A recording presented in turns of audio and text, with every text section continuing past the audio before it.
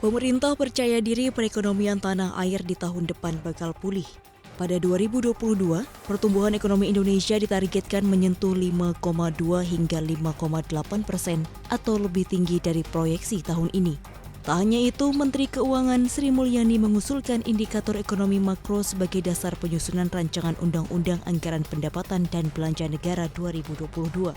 Asumsi tersebut disusun berdasarkan potensi pemulihan ekonomi global dan nasional, dengan catatan pandemi COVID-19 dapat dikendalikan dan fungsi intermediari perbankan dapat kembali pulih. Sri Mulyani juga menyatakan, belajar dari kondisi penanganan COVID-19 dan dampaknya yang luas, maka arsitektur kebijakan fiskal harus bersifat adaptif, antisipatif, responsif, namun pragmatis dan fokus tercapainya tujuan jangka panjang.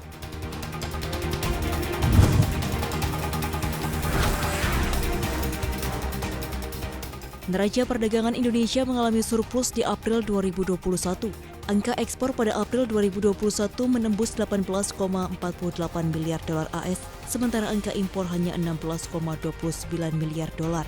Dengan ini maka surplus terjadi pada neraca dagang mencapai 2,19 miliar dolar. Surplus ini sudah terjadi dalam 12 bulan beruntun. Kepala BPS Suharyanto menyatakan, surplus April 2021 merupakan yang terbesar selama tahun berjalan. Peningkatan ekspor pada April 2021 didorong oleh kenaikan harga beberapa komoditas andalan Indonesia dan meningkatnya permintaan dari negara mitra dagang Indonesia.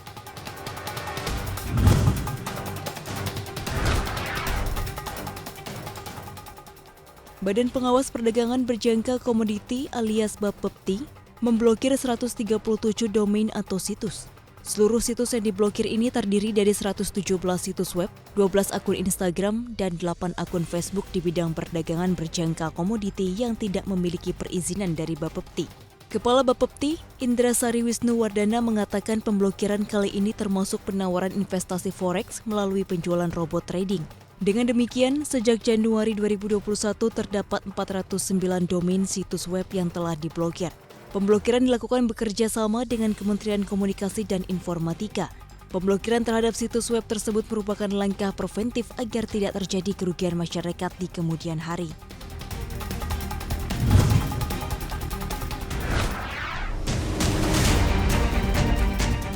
Raksasa penerbangan Singapore Airlines membukukan kerugian sepanjang tahun 2020 mencapai 3,2 miliar dolar Amerika Serikat atau sekitar 45 triliun rupiah akibat dihantam pandemi virus corona. Kerugian ini lebih besar dari rugi tahun buku 2019 di level 212 juta dolar Amerika Serikat. Singapore Airlines berencana akan menerbitkan obligasi korporasi 6,2 miliar dolar Amerika Serikat untuk memulihkan kondisi keuangan maskapai. Maskapai penerbangan nasional Singapura itu memperkirakan tingkat okupansi penumpang hanya akan mencapai 28% dibandingkan masa pra-pandemi hingga Juni mendatang.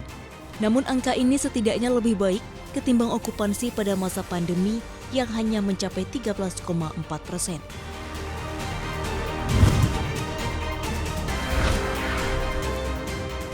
Salah satu pendiri ByteDance, Zheng Yiming, akan mundur dari kursi CEO.